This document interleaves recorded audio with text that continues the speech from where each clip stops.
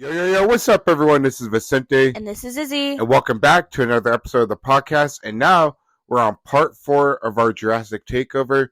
And now, ladies and gentlemen, we're finally starting the Jurassic World trilogy. Mm-hmm. Now, Jurassic World, is it a reboot? Is it a sequel? What is it? Well, the term is, it's a requel. And a requel it's not necessarily a reboot, but it's not a direct sequel either. It's a little bit of both. Yeah. It's kind of like how we talked about when we were talking about the Scream movies. It's something where it's new to the newer generation, but also still ties into the older movies. Yep, and I will say this, I love the Jurassic World trilogy. The first one being my favorite, Fallen Kingdom, it's a mixed feelings, and so is Dominion. Mm-hmm. I used to really love Dominion, but I sat down and watched it again the other day, and I was just like, okay. I think I was just blinded by childhood nostalgia because I got to see Alan Grant, Ian Malcolm, and Edley Sadler from the original series, and it was cool. But after watching it so many times, I was just like, yeah, this movie's a mess. But we're going to get to those at another episode. But today, we're talking about the first in this trilogy, and that is Jurassic World. Mm-hmm. Jurassic World, released in 2015. Now, some fun facts that people may not really know about this movie was that in Jurassic World, and that canon timeline, Jurassic World became open to the public in 2005. And that's when Jurassic Park 3 happened, the events of Jurassic Park 3. So, canonically, Jurassic World was a thing for 10 years because the movie was released in 2015, and that's when the movie takes place, is in 2015. And a major character from the first movie that appears in Jurassic World is actually the T-Rex. The T-Rex, which they name her Rexy, is the original T-Rex from the first film. Yeah, which I think is really cool to tie in something like a dinosaur back from the first movies. Yeah, and it's Rexy. It's the OG. And that's cool. I love that throwback, because he could have just made another T-Rex. But I do appreciate that they have the original T-Rex from the original Jurassic Park. But then this movie went through years and years of development hell starting in 2005. And there was actually 2 final screenplays that they almost went with. The first one being Alan Grant and Ian Malcolm coming back into the fold. And that they found out that in Costa Rica that dinosaurs were migrating onto the mainland and the breeding was getting out of control, and he needed to figure out a solution to stop an ecological disaster and all that type of stuff, like an action movie in a way, which I mean, I don't know if I would have liked it, but I wouldn't mind it, Yeah. It's kind of, thinking about it, it's kind of a weird team up, but I mean, it's an idea. Yeah, and I would love to see their banter more. Oh, for sure. But the one that literally almost happened, and they had their actors cast and everything. This is a weird one. So the main Jurassic Park 4 that almost happened was that there was going to be a character by the name of Nick, who was a mercenary, and he was hired to get the can. I forgot. It's the can from the first Jurassic Park movie that had the dinosaur DNA in it, the embryos and everything. That Dennis Nedry was supposed to deliver to Biosyn, but as we know, Dennis Nedry died by the Dilophosaurus, and the can was never seen again, just covered in that mud. But in Jurassic Park 4, the character Nick was hired to get that can of embryos, but he was captured by a rival company by the name of Swiss, I think, by some Swedish company. That's the name. But here's where it gets weird. This movie was going to have the character of Nick train human dinosaur dog hybrids, and that sounds like a shitty sci-fi channel movie. I'm not joking. Literally, look up the artwork for the original Jurassic Park 4, and you'll see what they could have looked like. I have the TikTok posted. I have the YouTube shorts posted of the artwork. So go check that out. But yeah, Izzy, you want to give thoughts before we get more into this movie? Yeah, the whole dino hybrid thing, I think, would have ruined the idea of Jurassic Park. It would have taken you totally out of the idea. Yeah, and before anyone says anything, oh, you can move by cloning dinosaurs, I get it. But that seems a little bit more realistic than these. The minute you see what the hell these things would have looked like, there's no way. I don't care what anyone says. There's no way that potential could have worked. There's no way. that would have ended the franchise badly. Yep. But now we're getting to the Jurassic World that we know and love now. And quite frankly, I do enjoy Jurassic World. I have my problems with it, which we'll talk about. But yeah, I think it's a solid film. It's a good requel. And it brings a whole new variety of new characters, which I quite enjoy. Like the character of Barry, who plays Owen Grady's best friend. I liked him a lot. Yeah, I did too. He's one of the best side characters in this series. Yeah, I remember we just got done watching it an hour ago, and we're brainstorming some notes. Yeah, but Izzy kept talking about, damn, I really wish we would have had a movie with him, just him. And that would have been cool, kind of like how Ian Malcolm got his movie. But Chris Pratt does an amazing job in this movie. But I think like the MVP of this movie and for this Jurassic World trilogy, which we'll talk about more in our positive, is Bryce Dallas Howard as Claire. She's amazing. Just to see her character from this movie all the way to Minion is such a big game changer. Oh, for sure. Her character goes through a lot of really good character development. Yeah, and it's nice that we also get some throwbacks and nice callbacks to the original trilogy, to Alan Grant, Ellie Sattler, and Ian Malcolm, of course. But also, it kind of takes it out of the movie for a little bit. Now, we're going to get more into our negatives with that type of talk. But yeah, for how I would rate this movie, I would give it like a strong 9.1 out of 10. For me, I would probably give it, let's say, like 8.7. It's a good movie. It holds up really well to the original, let's just say that. Yeah, and the cinematography in this movie is really, really good. Yes. And even like Jurassic World, it does borrow like his music theme from Jurassic Park, that trilogy, but it also has its own unique theme that's like, go on YouTube after this podcast and search up Jurassic World theme. And it's like a calm, soothing theme, but it also adds like an action feel to it, like an adventure type of feel. Granted, yes, you do borrow some music themes from Jurassic Park, but honestly, it's on par with the original. Agreed. Yep. And so, Izzy, are you ready to get into our positives, mixed and negatives about this movie? Yep. And letting people know there's spoilers in this, but this is a movie that happened in 2015, so if you haven't seen the movie, I honestly do not know what to tell you. Yeah. All right. And now starting with our positive list, the first positive, the legacy of John Hammond. And unfortunately, the actor that played John Hammond died, I think, like 3 years before Jurassic World got released. Mm-hmm. And there was many scripts that wanted to bring back the character of John Hammond.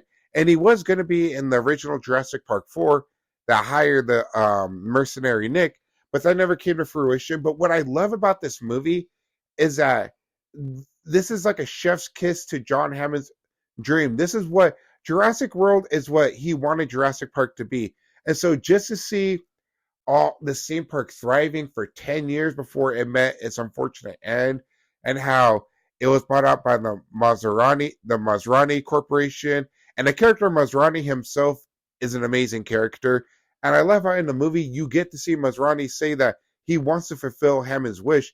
And it's nice to know that he's like Hammond in a way where he wants everyone in the world to see these dinosaurs, because everyone in the world deserves to see these animals. Mm-hmm. Masrani's character, I mean, he reminds me a lot of John Hammond's character and what he wanted and what he envisioned. Like in the beginning of the movie, he asks, "How are the dinosaurs doing?" Like, how sweet is that for someone to own this huge park and concerned about the animals, not about the money, but the animals. I mean, yeah, like you see some type of like rich CEO moments in this movie, but in reality, he honestly just cares about his people, his workers, and the animals. And I like that. Is it realistic? Not really. But it's nice to know that they're honoring the legacy of John Hammond, because as one of the characters say in this movie, that first park was legit. Mm-hmm. And John Hammond had a dream. And it sucks that he didn't live long enough to see this movie, or this vision. But I would like to think John Hammond would have been happy with Jurassic World. Yeah. And now, starting with our second positive, the idea of a working theme park. Now, this is cool. I love how this movie makes it seem like, or no, it's basically, what if the theme park worked? Like, what can go wrong? Yeah, a lot of things went wrong, but it's so cool to see how the theme park worked. You have the Mosasaurus showing. That's fucking cool. You have like you even have a little petting zoo to where you can pet like baby Stegosauruses, baby Triceratops, just any herbivore that's a baby that's harmless, that's not going to kill you. You have exhibits, you have holograms. You can find out how the dinosaurs went extinct. They have all this cool stuff. They even have these gyrospheres to where you can go around like herds of brachiosauruses, triceratops, all that cool stuff, and even have one where you float down a river and you get to see all these dinosaurs. And it's cool to know that this is what Jurassic Park was supposed to be. Mhm. Imagine that in the real world. I think people would love that. It'd be expensive, but it'd be just beautiful scene. Yeah, and so the movie actually makes it work. The director, Colin Trevorrow, I'm a big fan of him. He did an okay job with the sequel Star Wars trilogy. We'll maybe talk about it. I'm not going to spoil it if we're going to ever cover Star Wars, but yeah, Colin Trevorrow, I would say he did a really good job with envisioning and operating a dinosaur theme park because it works pretty well. It could have been really stupid and cheesy. Is it cheesy? Sure, I guess, but you know what? It's good. I like it. He had a vision and he executed it perfectly well. Mhm. All right, and starting with our third positive, and I can't wait to talk more about this character, the eventual evolution of Claire Deering. Bryce Dallas Howard in this movie is very cold in the beginning. She's just a strict businesswoman. No bullshit, no sympathy, no nothing, just all business. Mhm. She turns into this like snarky higher up woman and completely switches into this badass character. Yeah, and like even like towards the end of the film, you see she starts to care about her nephews, Zach and Gray. Because in the beginning, when they come to the island to come hang out with her, she doesn't give a shit about them. She's like, let me go do my job. Here's a British nanny to come take care of you. And it sucks, but there's a moment in the movie and it changes her when she sees like this innocent, I don't know the name of the dinosaur, I'm bad with dinosaur names, but she sees this herbivore dying on the ground. And it's the only time we ever see an animatronic in this movie, which sucks. That Claire starts to realize that these are actual animals. You know, because she doesn't see these dinosaurs as animals, she just sees them as money, just just things to fill up her wallets. And so throughout this movie and throughout this trilogy, you see her start to become more and more human. Mm-hmm. And she does have a soft side to her, but she's just strictly business. But yeah, and you know, and it's Bryce Dallas Howard. She does an amazing job in whatever movie she's in. Mm-hmm. She also, I think, one of the other turning moments in this movie, along with seeing the Bronchiosaurus, is whenever she sees the wrecked gyrosphere and one of her nephew's stones crashed when she didn't even know where they were. Yeah. Oh, and people complain about Claire being able to run in heels. You know, females can do that. I have seen females run in heels. It's not out of the realm of like impossibility, you know. And you know, it's a movie about dinosaurs. We're really concerned about what the hell Claire's wearing. Like I said, I've seen females run in heels. Is it gonna hurt? Is it yeah, it's gonna hurt. Is it impossible? No, it's not impossible. I've seen it happen.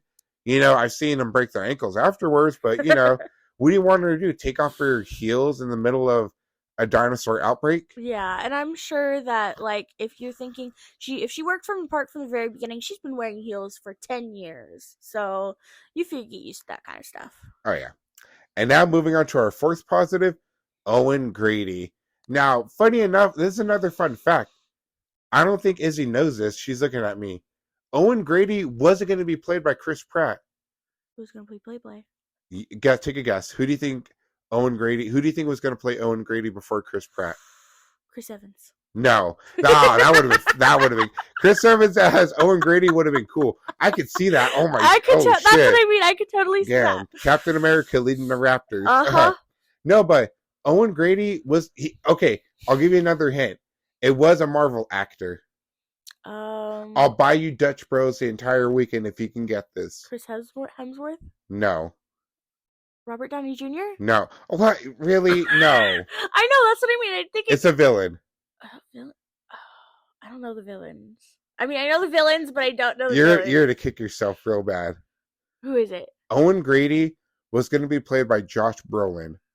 And Thanos. Oh my god! The actor for Thanos was Josh Brolin was almost Owen Grady, and it was close to happening, but I think scheduling conflicts happened, and so they couldn't do it. But you know, I like Chris Pratt as Owen Grady. Now, my biggest fear with Owen Grady, with the character himself, was that I thought he would either be too much like Alan Grant or Ian Malcolm and not his own character. But I'm happy to say that Owen Grady is a mixture of both, but he's very original. You know, his Mm-hmm. background is a military background. He's seen war and he trains the Raptors, which I'm kind of mixed on, which I'll talk about later. But yeah, Owen Grady, I wouldn't say he really evolves throughout this trilogy because he stays the same, but he's definitely a badass. Yeah, I think throughout the trilogy, his character may not have a lot of development, but we get to know a little bit more about him per se. Yeah, and you know, and it's cool. And who doesn't like Chris Pratt? I like Chris Pratt. I like Chris Pratt too. And before anyone says anything, yes, I like Chris Pratt as Mario. I never had a problem with him being Mario. If anything, I have more of a problem with Seth Rogen as Donkey Kong. Ooh, that's not a conversation now. Yeah, yeah, but Owen Grady, I do like him. And you know, sure, is he a generic cliche hero?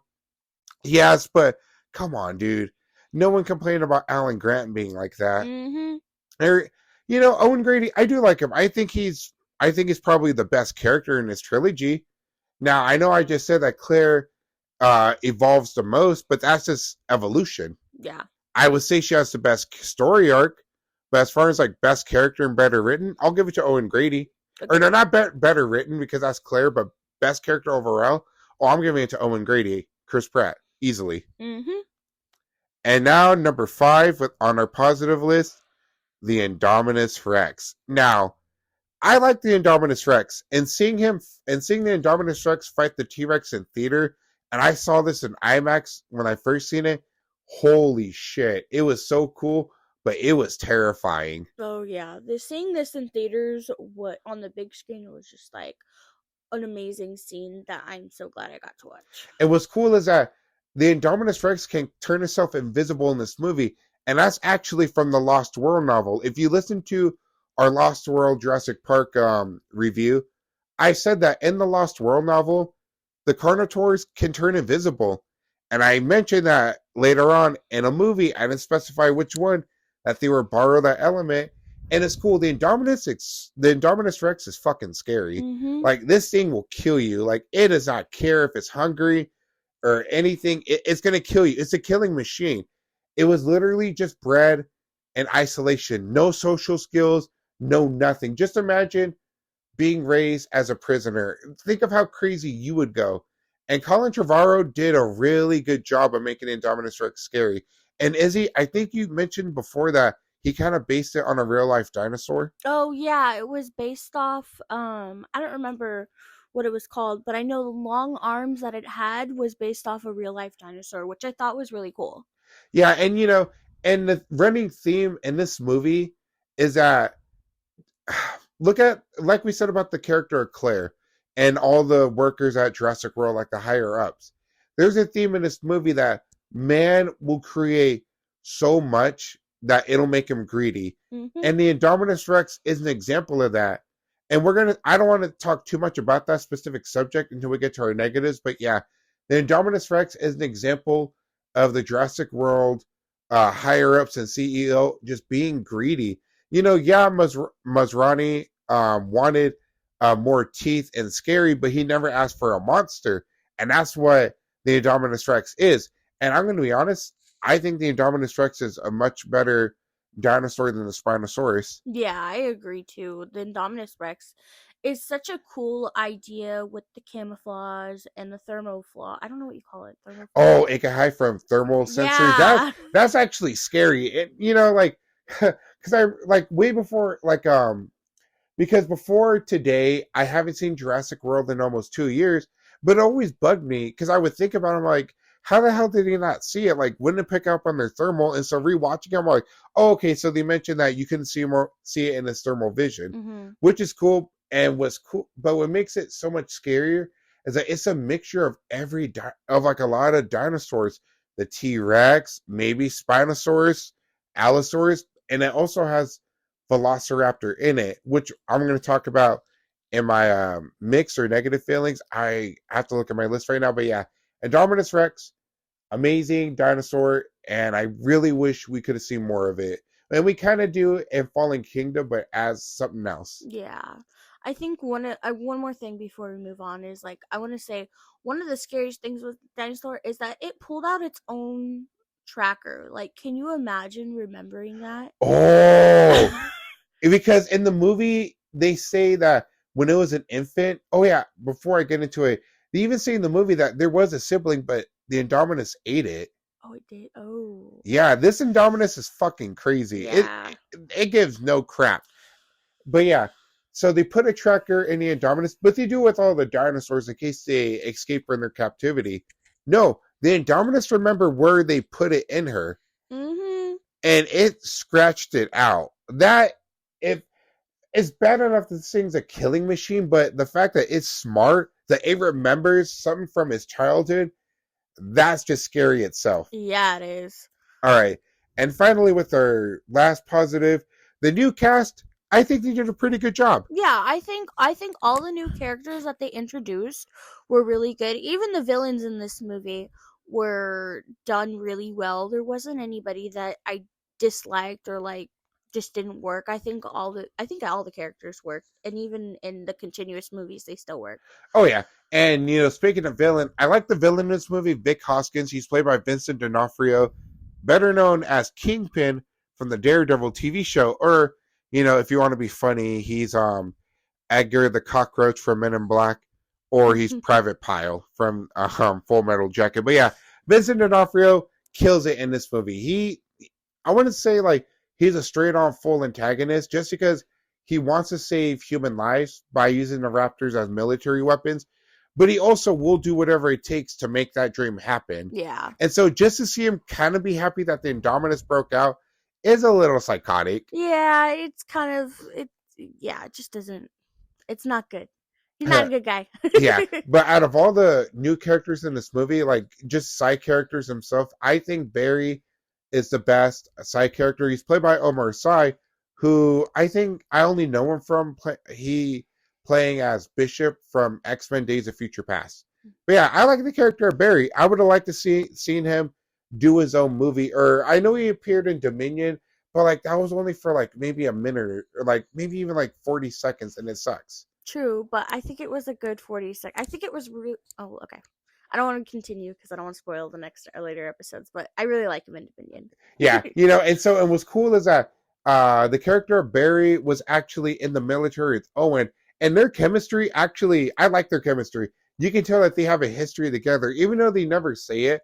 Just because I kind of keep up with like a lot of character backgrounds, I like to read up on their background and stories before the movie. Yeah, you can tell that they have a brotherhood, that Yep. they're very, very close.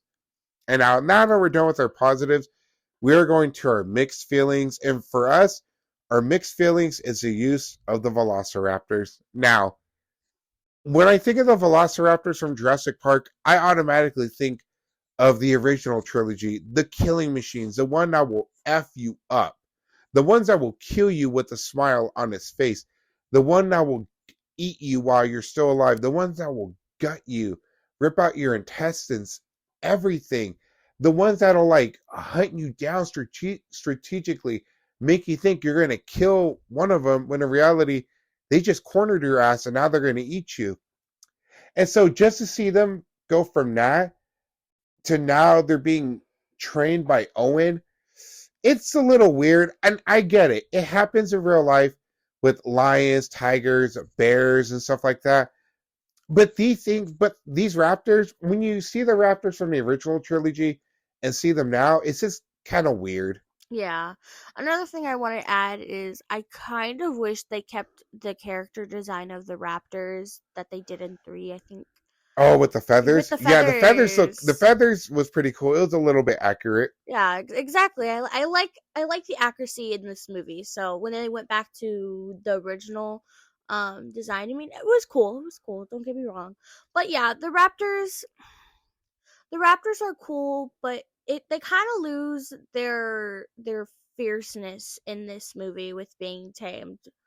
Yeah, I mean, like you still see snippets of them, like because in the movie you see them that they respect Owen, but they will kill him for leadership. Yeah. There's a scene where he saves one of the workers from inside the Velociraptor pit, but they almost kill Owen. Hmm. And in the movie, when Owen finds out that the Indominus is part raptor, then Indominus is communicating with the Raptors, and then all of a sudden the Raptors start hunting down the mercenaries. Like, it turns into a fucking horror movie.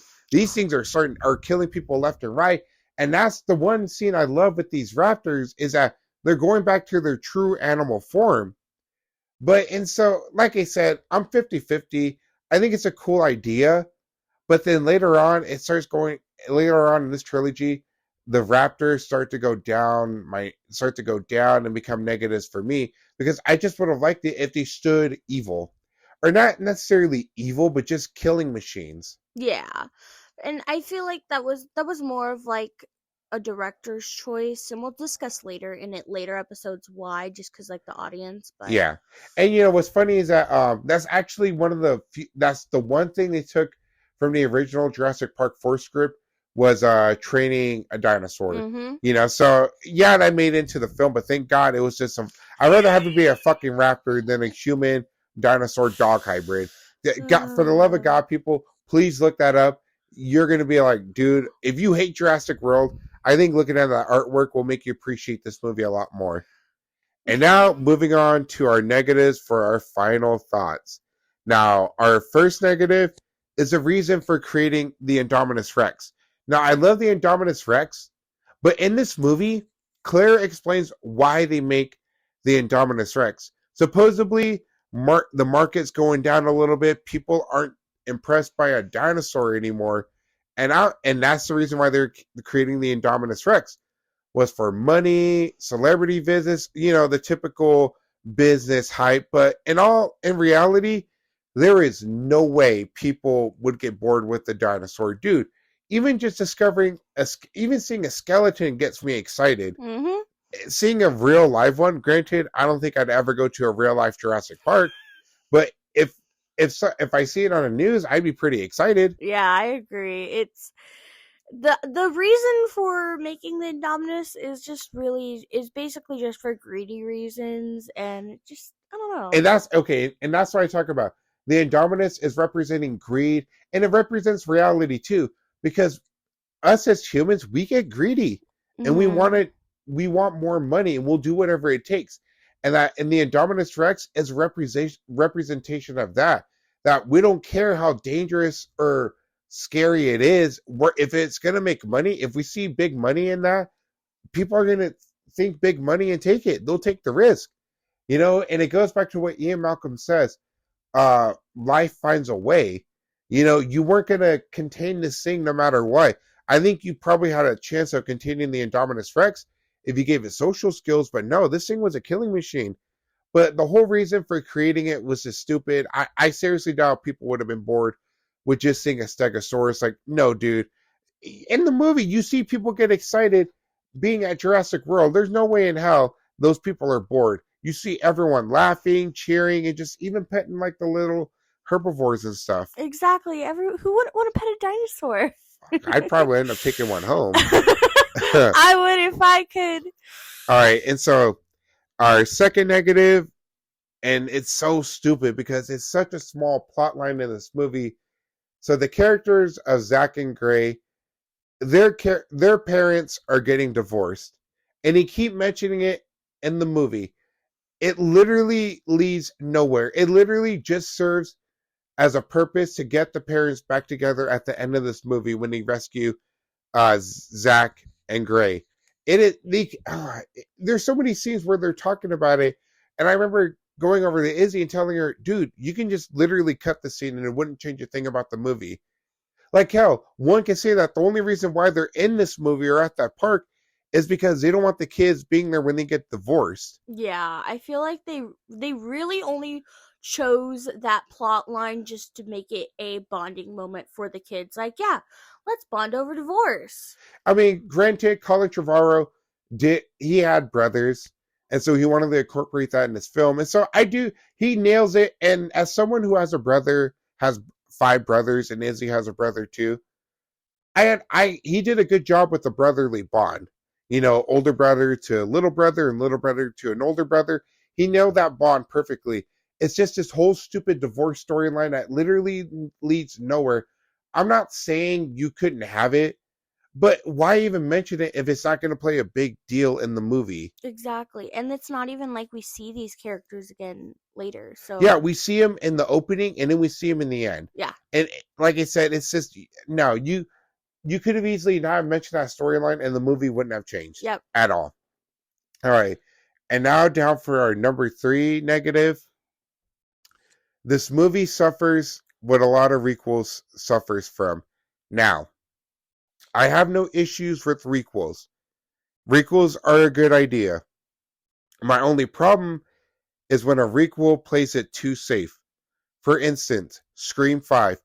I love Scream 5, but it never took itself seriously and it played it way too safe.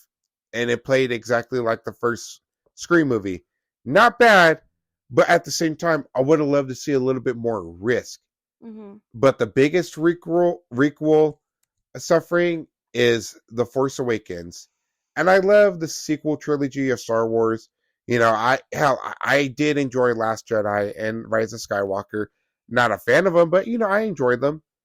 But Force Awakens, as much as I loved it, it played it way too safe because it was just basically a remake of A New Hope. Yeah. It played it way too safe. And for me, in this movie for Jurassic World, as much as I love the callbacks to the old theme park, and we actually see the other side of the island to where they had the original Jurassic Park theme park, and the Jurassic Park Jeep, just all these callbacks and Easter eggs and just fan service. And as much as I love that, it suffers from that requel problem because a requel wants to pay respect to the original, but you have to be a movie on your own. True. I agree. And like, as for someone who really loves the franchise, I like seeing callbacks, but there does come a point where it kind of needs to stand on its own. And I do think in later movies it does that. But just with this first one, I feel like it needed a little bit more originality. And I get it. I truly get it because this franchise was dead for 10 years and you wanted to play it safe for your original audience. But you have, for a requel, and for any future filmmaker that listens to this, if you ever do a requel, yes, we appreciate the callback and love to the original, but you also need to learn how to be your own movie because this movie likes to mention the first theme park so much, and I know that's part of the story, but it makes me want to watch the first Jurassic Park instead when you keep mentioning it. Mm-hmm. As much as I love Jurassic World, it is not better than Jurassic Park. Hell, it's not even better than The Lost World. Mm-mm. And so that's probably my biggest issue with this movie is that it relies too much on nostalgia, fan service, and just the requel problems that a lot of requels suffer from. Yeah, I agree. Okay, so now we're getting to our final thoughts of this movie. Like I said, I give this movie a 9.2 out of 10. I enjoy it. And for a movie to resurrect this franchise, I think it did a pretty good job, despite, suffering what a lot of requels suffer from. But yeah, it's my favorite one in this Jurassic World trilogy. For me, like I said earlier, this movie was an 8.7 for me. I think it does hold up to the original. Definitely not better, but it's definitely close to it. Especially like you said, the franchise being dead for 10 years. I really enjoyed this movie. The characters were great. The story was good. And it was really nice to rewatch it today. Yeah, and that's going to do it for our Jurassic World review. Now, this Sunday, we're actually going to go see Evil Dead Rises tonight, and we will have a spoiler-free and spoiler review this Sunday. Like our Renfield review, the first 6 minutes will be spoiler-free, and we'll let you guys know when we're going to talk about spoilers. So yeah, Evil Dead Rises review this Sunday. So yeah, stay tuned. We appreciate to anyone that listens and is a subscriber. And like I said, in many podcast episodes, me and Izzy love you all. We appreciate you all. And just thank you for giving our little podcast a chance. I can't wait to make this podcast grow bigger and start doing meetups and everything. But yeah, and as always, take care of others, but take care of yourselves. Me and Izzy love you all, and we'll catch you in the next episode. Peace out, everyone. Bye, guys.